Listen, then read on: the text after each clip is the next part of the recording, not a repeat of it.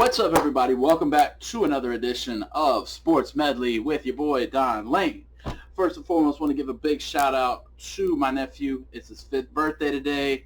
Happy birthday, Caden. Hope it was special for you. Let's go ahead and get started with today's show.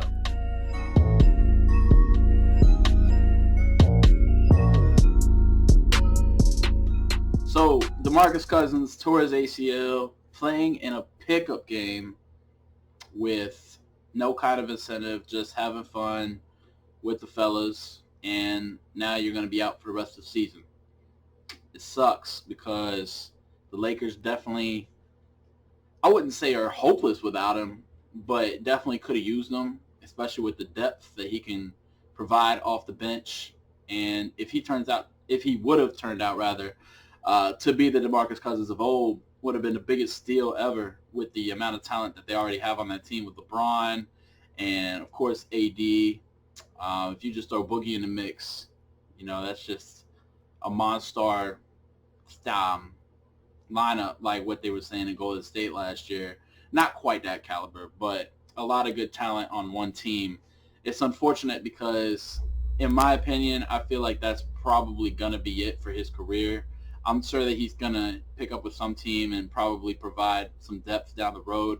But as far as being that star talent, that must play, must start, can't miss type of player, I think those days are probably gone with the amount of injuries that he has and just with the lack of play just in the past few years altogether with his torn ACL now, his quad, his Achilles, everything that he's had going wrong, and it sucks because, again, just so much wasted potential there.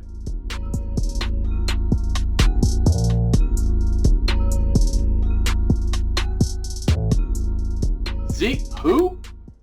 Wow. Jerry Jones, what were you thinking, man? You can't say that when you have a contract dispute going on with your biggest acquisition or your biggest asset to your team, the one who's actually selling the tickets to Jerry's World to keep the Cowboys afloat. I mean, I get it. Like, you want to, try to play off to the media like he's not that big of a deal to you, but you said that you don't need a running back to win the Super Bowl. All you need is a good quarterback, which $35 million for Dak. All right. But come on, man. Like, that's so disrespectful to play up to the media saying Zeke who. And now that, it's come back to Zeke, he feels disrespected by it. There's already turmoil. That's just going to add that much more to the situation that was already pretty much a cluster, what. But I don't know, man. I feel like if things can't get resolved, we may have seen the last of Zeke playing with the star on his helmet. I don't know if it's going to come to that, but sometimes something as small as like a side remark from your owner can really determine things for the long run.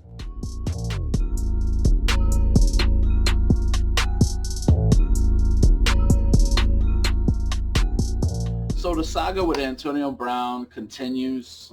Every week it seems like it's something different with him. Let the man play. Let him wear whatever helmet he wants to wear at this point. He tried out one model, sent it to the NFL. It failed. So they got him wearing something completely different. If you look at the picture, you could tell not even the same type of helmet, completely different models. And he says it messes with his vision. He can't really catch the ball. So if Antonio Brown needs to be Antonio Brown like we know he's going to be, there's got to be something that's met headway with this helmet situation, or we may not see him play. The GM of the Raiders basically said you're either all in or you're all out, so make up your mind. He came back to practice today, so I don't know. We'll see what happens. I personally don't really feel like there's going to be too much to expect of him. I'm not really a fan of Derek Carr. I don't think he's that great of a quarterback. He was good his first couple of years, Last year was not a good year for him. I don't know if it's because the team lost confidence in him or if he was playing hurt or if it's just a new system with Gruden. But we'll see year two with Gruden if it makes big strides, if him and AB can get up on the same page. I think it's going to be huge for him early to know that Antonio Brown is going to be the number one guy he's throwing the ball to. But we'll see.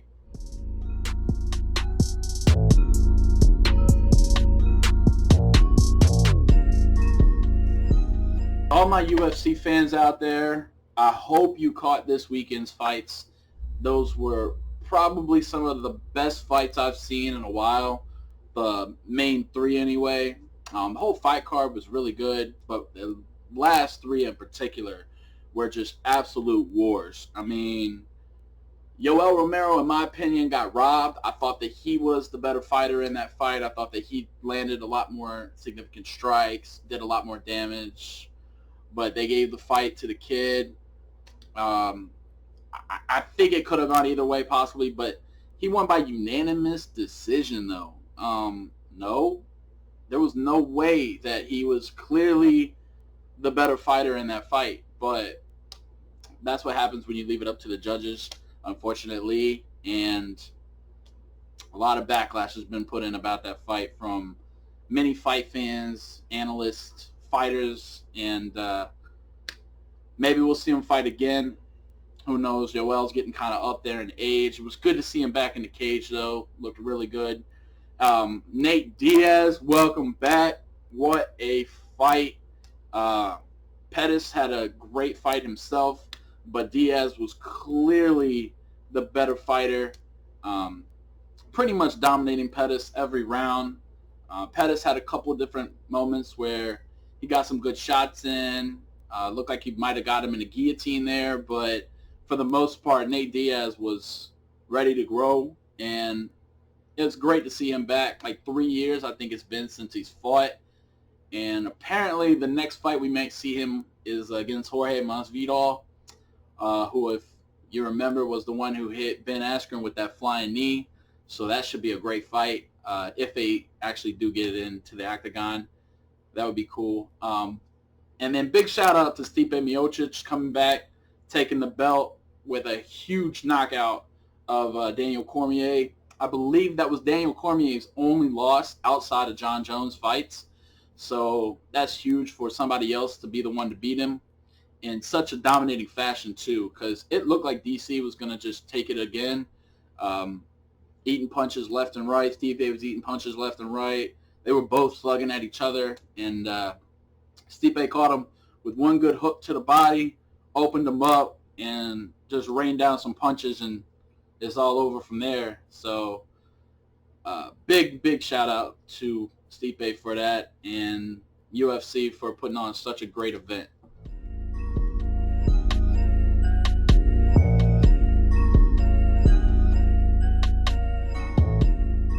Am I the only one who thinks that umpires should be held accountable for their actions as much as the players are?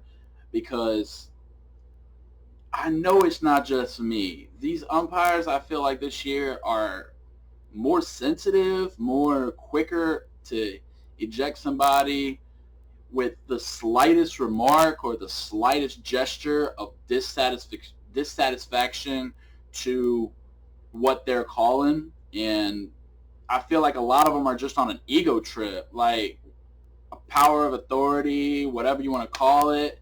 Some of them may even have like a Napoleon complex because some of them are kind of little dudes and thinking that because they're in a position of power, their say is the end-all be-all. But I just feel like some of these guys are so quick with the trigger to eject somebody, and sometimes it can really change the outcome of a game, because if it's a guy who's a pivotal part in that lineup and the reason why fans are coming to see them play and they get ejected in like the first inning because they slam their bat down or whatever because they're mad about the strike zone, because let's be honest, some of these umpire strike zones are ridiculous, not even close to what the strike zone should be.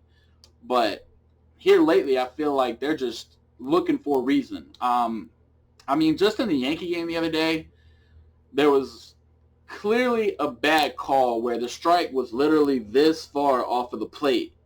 And in what world is that a strike? I mean, the bat can only reach so far. So there was some, I guess, mumblings, grumblings, whatever you want to call it, coming from the dugout. And, you know, it's part of baseball. They're going to have their say about what the strike zones are, what they think they should be, and everything. The umpires should never be staring into the dugout just looking for a reason. And that's exactly what happened.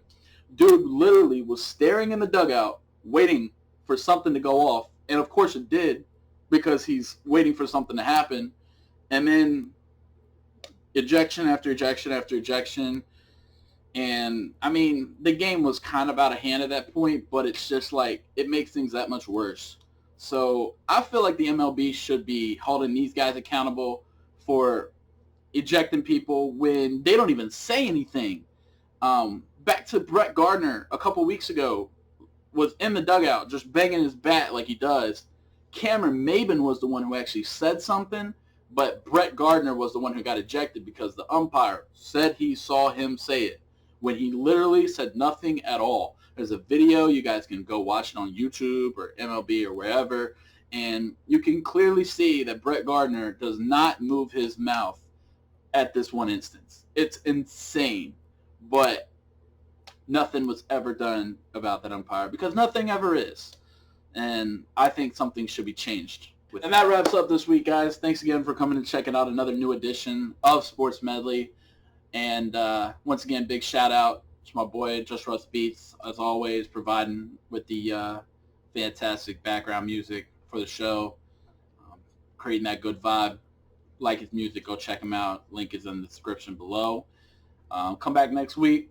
Again, we still going to be getting this podcast running here shortly. I'm just waiting for things to fall into place, but be on the lookout for that. And as always, appreciate everybody out there. You've watched Sports Medley. It's Don Lane. Peace.